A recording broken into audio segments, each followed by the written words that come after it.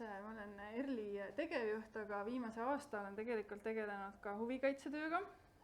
On väga raske, ikka veel õpin ja millega ma tegelen, on üks direktiiv, millest tuleb siis ka lähemalt juttu siin kohe, aga alustan siis laiemalt sellest, põhimõtteliselt minu ettekande eesmärk, mis mu mõte oli, on see, et esiteks, kuidas see rohepesu üldse reguleeritud on, et kas kõik on lubatud või kõik ei ole lubatud või kuhu meie neid ettevõtteid ja tootjaid tahame suunata.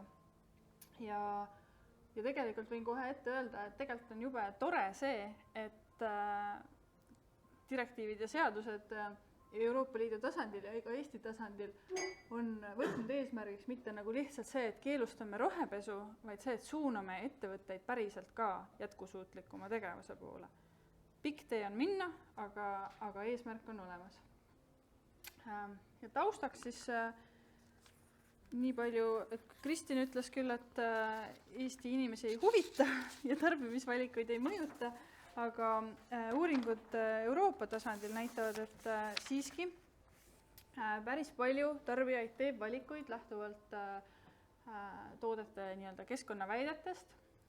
Siin on üks uuring aastast 2020, kus siis on näha, et tegelikult üle poole, need olid enamasti Lääne-Euroopa riigid seal uuringus, aga sellegi poolest, et vähemalt mingil mõttetasandil neid valikuid tehakse. Ja põhimõtteliselt selle peale on siis üles ehitatud see roheturundus, eks ole, et tootjad ja teenusepakkujad näevad, et inimesi mõjutab ja nad näevad selles šanssi oma tooteid rohkem müüa ja teenuseid rohkem pakkuda. Ja samamoodi siis üks uuring, jälle ka Euroopa Komisjoni uuring sellest, et mis meie turul nii-öelda valikus on, siis aastast 2014 juba ütles, et 75% valikust on seotud mingite otseste või kaudsete väidetega keskkonnamõju kohta. Samas nendest 75%-st rohkem kui pooled olid sellised umbmäärased, eksitavad või siis päris alusetud, ehk siis rohepesu. Ja samamoodi siis igasugused sildid, mida siis oma toodetele ja firmadele juurde kleebitakse või peale kleebitakse, et neid on siis 230 hetkel käibel ja osad neist on väga tugeva kontrolliga ja väga nagu vastavad standarditele, aga pea pooled neist on siis nõrga või olematu kontrollmehhanismiga.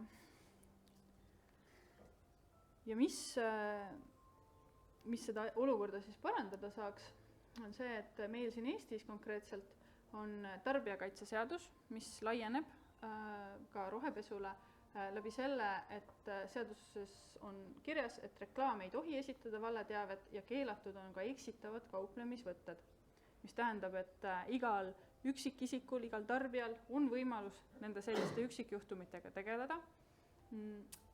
Küll aga tähendab see seda, et vastutus on ikkagi tarbija kaelas. Et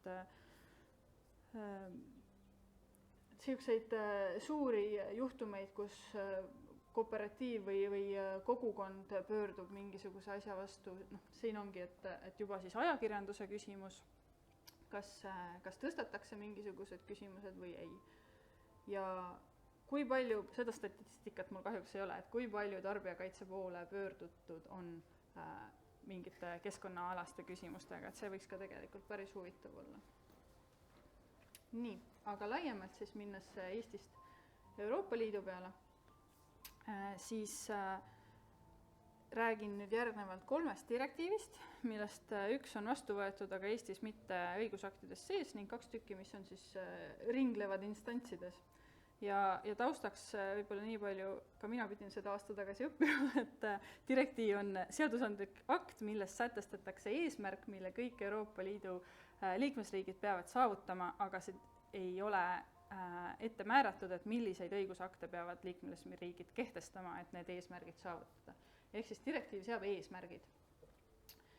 Ja need direktiivid, millest ma räägin, on nagu ma ütlesin, selles mõttes positiivselt, et selle sisu kuskil seal taga, kogu selle keerulise juriidilise žargooni taga on see, et ettevõtted peavad tegelema oma keskkonnamõjuga.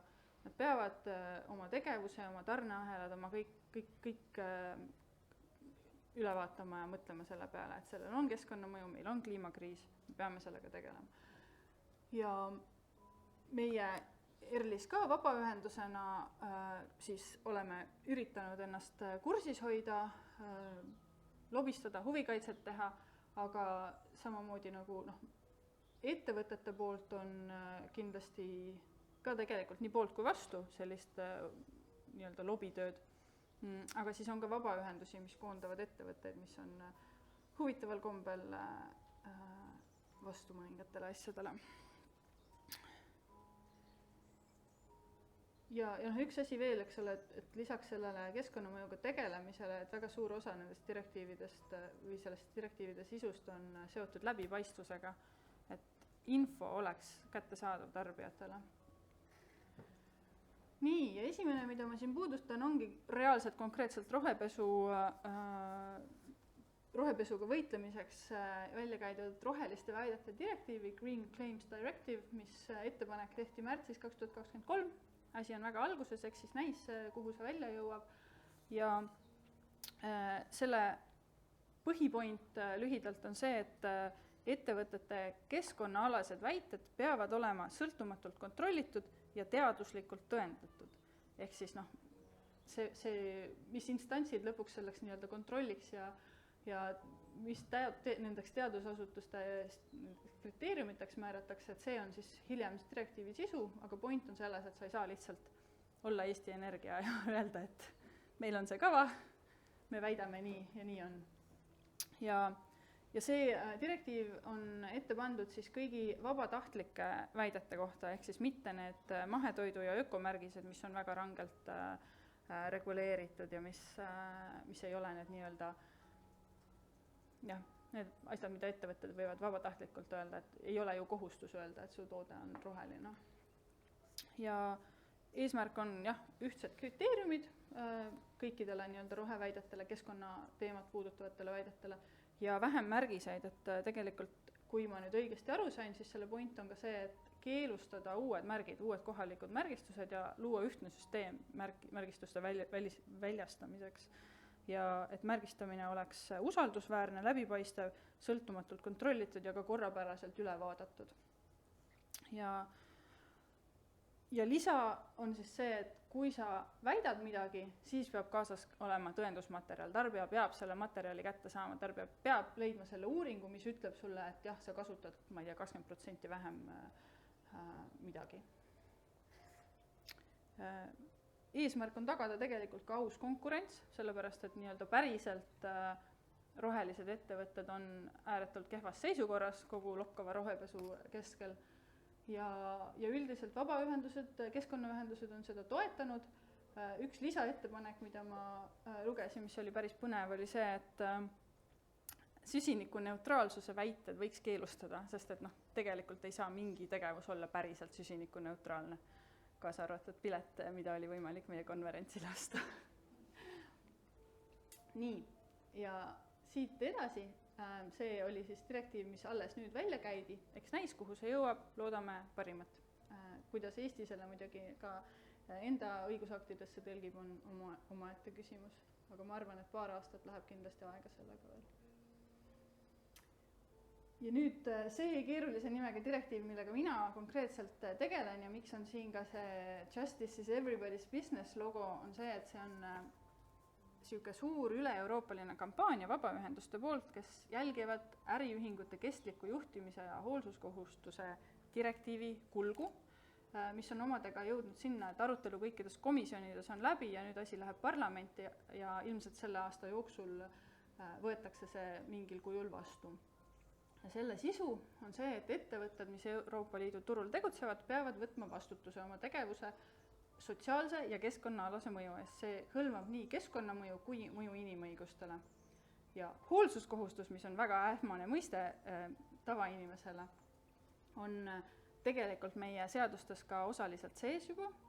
Keskkonnakaitse valdkonnas on ta sõnastatud nii, nagu see alumine lause seal ütleb, et ettevõte on kohustatud rakendama meetmeid oma tegevuse või tegevusetusega põhjustatava keskkonnahäiringu vähendamiseks niivõrd, kuivõrd seda on mõistlik eeldada.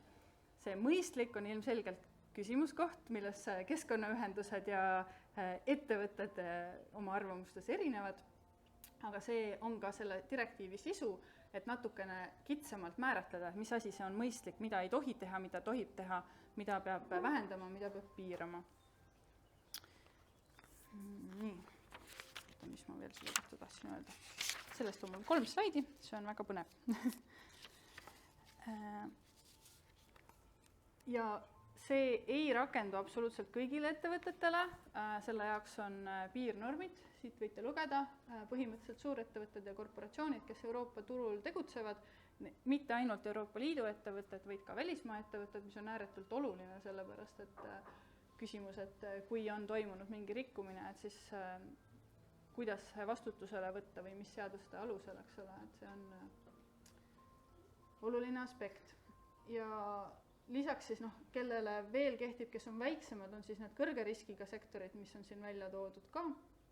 Energeetika, metsandus Eestis väga, kuigi Eesti Energia on nii suur ettevõte, et see läheb direktiivi alla niikuinii. Ja praegu on lootus isegi, et seda künnist saab natukene alandada nüüd maikuu arutelude jooksul, sellepärast et keskkonnakahju ulatus alati ei sõltu sellest, kui suur see firma on, et see võib ka olla üsna väike firma, kes teeb päris palju keskkonnakahju. Pluss väga oluline asi, mille nimel vabaühendused siin aasta aega võidelnud on see, et oleks ka finantssektor sees, selle direktiivi alla kehtiks. Pangad, investorid, pensionifondid, et sellised asjad, et nendel kõigel on ka keskkonnamõju. Ja see on väga oluline, et need oleks ka reguleeritud selle poolt. Ja miks see siis üldse välja käidud, ongi see, et tegelikult, nagu ma ütlesin, roheturundus lokkab, üha enam ettevõtteid ütleb, et nad lähevad üle keskkonna- ja kliimasõbralikule toimimisele, aga kes siis seda järelevalvet teeb ja mingit aruandlust, et seda ei ole. Et see on üks selle direktiivi mõtteid, et see seab kohustuse täita seda hoolsuskohustust, mille sisu siis tuleneb sellest direktiivi sisust, maandada riske, avalikult aru anda, sellega on seotud üks järgmine direktiiv, millest ma kohe ka räägin, ja samamoodi luua mehhanismid kaebustega tegelemiseks, ehk siis see juurdepääs õiguse mõistmisele, kui juba on toimunud rikkumine, et kas inimestel, kelle elukeskkond on ära rikutud, kas neil on reaalselt ka võimalik kohtusse pöörduda, kas riik toetab seda, kui tegu on näiteks välismaa firmaga, Euroopa firma, kes Ugandas naftat puurib, eks ole, et kuidas nende kohalikel on reaalselt võimalik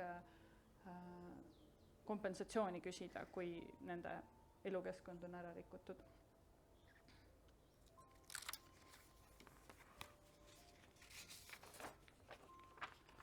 Nii, ja nagu näha, siis tegelikult on see ääretult lai direktiiv, väga palju vaidlusi, väga palju terminite üle vaidlusi on nii Eestis kui Euroopas, et see hõlmab nii inimõiguseid kui keskkonnamõju, mistõttu ka Eestis on sellega tegelenud nii Justiitsministeerium, Majandusministeerium, Majandus- ja Kommunikatsiooniministeerium, ma ei tea, kas ta Sotsiaal- ja Keskkonnaministeeriumis ka käinud on, aga igal juhul kõik need komisjonid Euroopa Liidus on kaasatud.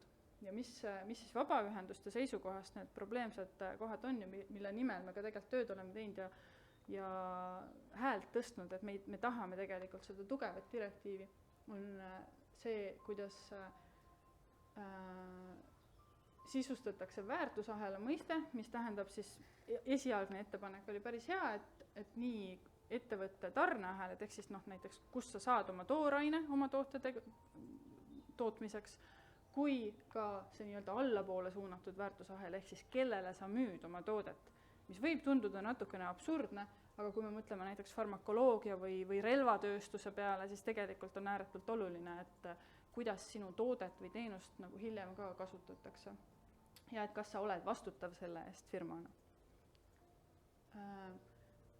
Juurdepääs õiguse mõistmisele, sellest ma juba rääkisin ja samamoodi tegelikult tõendamiskohustus, mis on ääretult oluline just niisugustel juhtumitel, kus sul on jälle Uganda kohalikud, kellele on toimunud keskkonnarikkumine, nende elatis on ära võetud, kuna nende põllud on, ma ei tea, üle ujutatud naftaga või midagi niisugust ja nemad, hetkel on see süsteemid tavaliselt sellised, et nemad kannatanud peavad siis tooma välja põhjenduse ja tõendid, et on toimunud mingi rikkumine. ja see on, mida inimõiguste ühendused üle Euroopa on tegelikult väga palju vaeva näinud, et see direktiiv sisaldaks ümberpööratud tõenduskohustus, ehk siis kui on esialgne väide mingi rikkumise kohta juba nagu välja käidud, siis on sellel firmal kohustus tõestada, et nemad ei ole teinud mingit rikkumist, et mitte mingisugust, et nad on jälginud seda hoolsuskohustust, et nad on teinud kõik võimalikku, et mitte midagi halba ei juhtuks. See hetkel on väljas direktiivist, eks näis, mis maikuu nagu ütleb. Siis sama, mis ma ütlesin enne, et see teaduspõhise ülemineku kava kohustus, ehk siis mitte lihtsalt see kava, mida Madis näitas, mis on ajajoon, et tõk-tõk-tõk 0, vaid nagu päriselt ka need sammud, mida me teeme päriselt, et kuidas see mõjutab päriselt nendele suurtele firmadele, mis on samamoodi tegelikult praegu me näeme väga palju vabatahtlikke siukseid üleminek kliimaneutraalsuse kavasid ja kliimakavasid. Hiljuti oli just suurepärane uudis sellest, kas oli Shell, kes oli mingi hetk toonud välja oma suurepärase kava vähendada heitmeid poole võrra aastaks X ja nüüd leidis, et see pole siiski võimalik. Me nüüd ütleme, lubame, et me vähendame hoopis vähem. Nad ei ole absoluutselt siduvad, eks ole, need ongi puhas rohepesu. Ja tütarettevõtete vastutus, et see, kuidas käib inimõiguste rikkumine väga paljudes kolmanda maailma riikides, ongi see, et sul on ettevõte, millel on tütarettevõte, millel on tütarettevõte, millel on tütarettevõte ja siis lõpuks keegi ei vastuta, eks ole, kui sa oled palganud lapsi näiteks oma põldudele. Et see direktiiv sätestab selle loodetavasti, et emafirma, see, kes on tellija nii-öelda tarneahela alguses, et ka sellel on vastutus. Ja loomulikult keskkonnamõju definitsioon, et mis on negatiivne keskkonnamõju ja keskkonnamõju ulatus, et selle ümber on ka tulised vaidlused. Hea meel on see, et aasta tagasi, kui see esialgne direktiivi sisu välja käidi, oli see ääretult lakooniline, isegi ei olnud viidet Pariisi kliimalepingule ja nüüd on mitu lehekülge sisu sellele tekkinud keskkonnaühenduste suure töö tulemusel. No, ja finantsasutuste hõlmamist ma juba mainisin.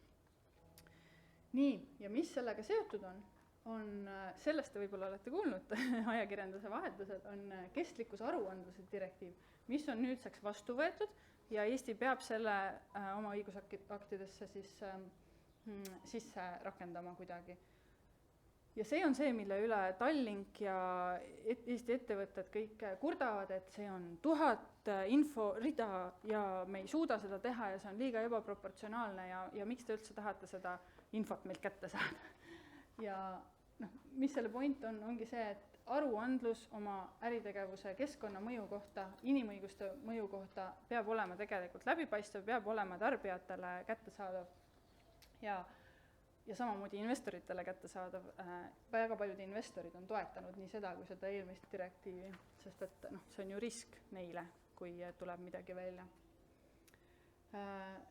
Ja siis järgmisest aastast siis lisandub see kohustus, eks ole, et see info, mida see direktiiv nõuab ettevõtetelt, on veel väljatöötamisel tegelikult, et võib-olla sellest 1000 reast ei jää päris 1000 rida alles ja kindlasti saavad need olema sektoripõhised ja neid standardeid töötatakse välja, need standardid kattuvad osaliselt kindlasti nende ESG standarditega ja eesmärk ongi see, et see on ühtlustatud info ja see konsolideeritakse välja mõeldud Euroopa Liidu juurdepääsupunkti, kus siis ka tarbijad saavad selle kätte. Eks näis, kas see reaalselt saab olema nagu kasulik või ei. Vabaühendused, kes näevad vaeva sellega, et nõuda Eesti Energialt välja seda nende plaani, neile on see kindlasti kasulik, sest et see on nagu seaduslik alus nõudmiseks. See eesmärgid ja kava saavutada kliimaneutraalsus, mis samamoodi nagu selles direktiivis sees on, see eelmine direktiiv kehtestab selle nõude. See direktiiv ütleb, et kui sul see kava on olemas, siis sa pead selle avalikustama. Et kui sa lihtsalt ütled, et see on olemas, sellest ei piisa, et sa pead selle tegelikult avalikustama. Ehk siis aastal 2025 saame me selle direktiivi alusel nõuda Eesti Energialt, et nad lõpuks näitaksid meile oma kava, mis võib-olla ei kehti enam, siis ma ei tea.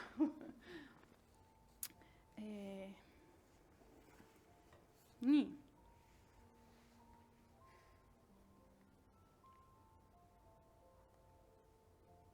jälle, et miks see vajalik on, et väga paljud, Tallink küsib, et see ei ole vajalik, ajakirjanik ka küsis minult, ERR-i ajakirjanik küsis, et et kui nad juba teevad mingit pättust need ettevõtted, et et nad siis valetavad ka selles aruandluses, eks ole, et see on see küsimus sellest kontrollist, kontrollimehhanismid on veel nagu ka ebaselged, et kes siis nagu kontrollib seda ja kes mitte. Aga samamoodi on see tegelikult see surve, see riigipoolne, Euroopa Liidu poolne, tarbijate poolne surve ettevõtetele, et nad näevad, et neil on vaja sellega tegeleda, neil on vaja seda mõelda.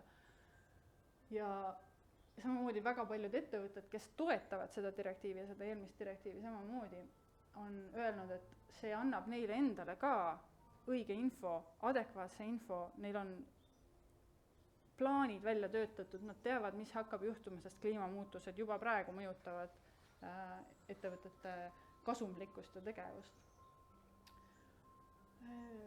Jah, kokkuvõttes, tea, kuhu ma rääkisin, ka lühidalt, et kokkuvõttes ma leian ka, et see on tore, et me ei tegele enam mitte sellega lihtsalt, et rohepesu piirata, et me sellega ka tegeleme, aga et eesmärk on nügida ettevõtteid, et hakkame ka päriselt siis rohelisemaks ja sellest ilmselt Eeva räägib meil ka veel pärast. Aitäh! Kas on küsimusi?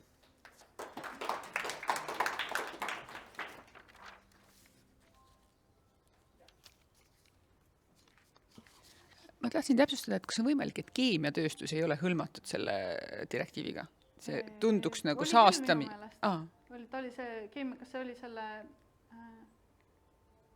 kõrge riskiga sektorite all?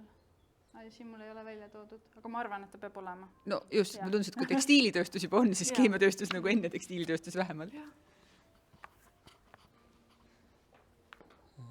Ma hakkasin ka mõtlema nende fossiilkütuste ettevõtete nagu eesmärkidest väljatagurdamise uudiste peale, et kas nad näevad, et tegelikult see asi tuleb ja see saab olema piisavalt jõuline, et nad üritavad veel viimasel hetkel nagu krapada nii palju kui võimalik, et siis kui see nüüd lõpuks tuleb, siis nad näitavad, et nüüd me oleme siis jätkusuutlikud, et nad näevad, et praegu on meil võimalus. Jah, mina sattusin natukene paanikasse, kui käis jutt Eesti Energia jagunemisest kaevandusettevõtteks ja muuks, et äkki nad siis lähevad alla selle künnise, et see on eesmärk, aga tegelikult kuna see on kõrge riskiga sektor, siis ta on ikka õnneks kaetud. Et igas ettevõttes on 499 töötajat. Just, eks seda. Aga jah, ei, kindlasti selles mõttes on näha, et see direktiiv ei ole veel väga palju ilmselt kõikide ettevõtete teadvusesse jõudnud, kuna need arutelud käivad, et samamoodi see aruandluskohustuse direktiiv, sellega hakkasid suurettevõtted halama siis pärast seda Eestis, pärast seda, kui see juba vastu võeti ja siis oli etteheited siin Riigikogu komisjonidele, kes seda siis toetasid ja kes mitte. Mingis mõttes võib öelda, et Eesti on õnneks nii väike, et ega ta ei mõjuta Euroopa Liidu sellised suured jõud üldiselt pigem leiavad, et jah, meil on neid asju vaja. Seal on loomulikult väga palju sellist sisearutelusid ja võitlust ka. Et kindlasti need direktiivid ei ole sellised, mille üle keskkonnaühendused saaksid öelda, et jah, 100%, yes, see parandab nüüd kõik, suurepärane, teeme ära. Ja ongi, et kui see ka vastu võetakse, siis kuidas Eesti selle tõlgib oma seadusandlikesse aktidesse, eks ole, et see on nagu omaette küsimus, et töö ei lõppe sellega, et asi Euroopa Liidus vastu võetakse, töö lõpeb siis, kui meil Eestis on kehtestatud mingid reeglid ja normid ja päriselt ka ettevõtted tegutsevad nendele vastavalt ja kui need normid siis on tegelikult ka nagu mingisuguse mõjuga. Ja sinna läheb veel aastaid ilmselt.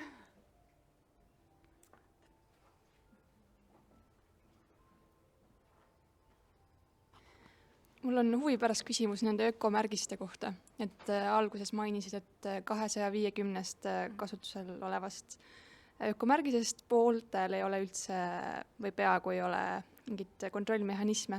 Kas oskad mõne näite tuua, mis on näiteks Eestis väga kasutusel ja justkui inimesed teavad, et see märk on olemas, et siis see on hea, et seda ma võin osta. Aga mis tegelikult ei ütle põhimõtteliselt midagi? See üleval seal. FSC, säästva metsamajanduse paberitel tavaliselt. see on tööstuse enda sisemärk. See võib tähendada seda, et need nii-öelda tselluloositooted on säästvalt majandatud metsades, aga see võib ka mitte seda tähendada, et see tegelikult on natuke sisutühi silt juba aastaid.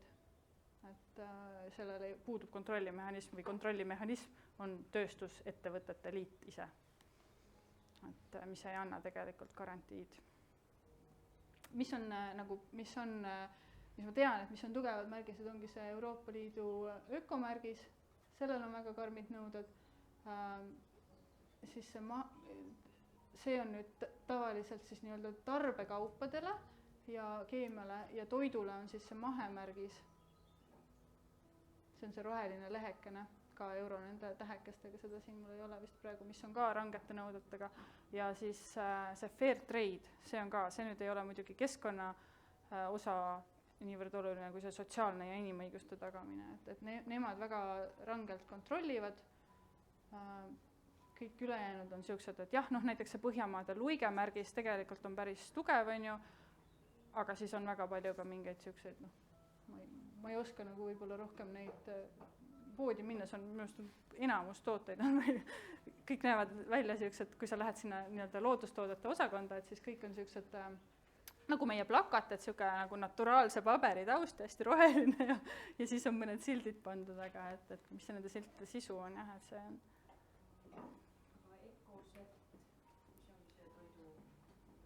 see vist ongi see toidumärgis, jah? Kas ei? Küsimus oli uuesti, et kas EcoCert on ka usaldusväärne? Ma ei tea selle kohta vist, ma arvan, kui see ei ole see sama toidumärgis.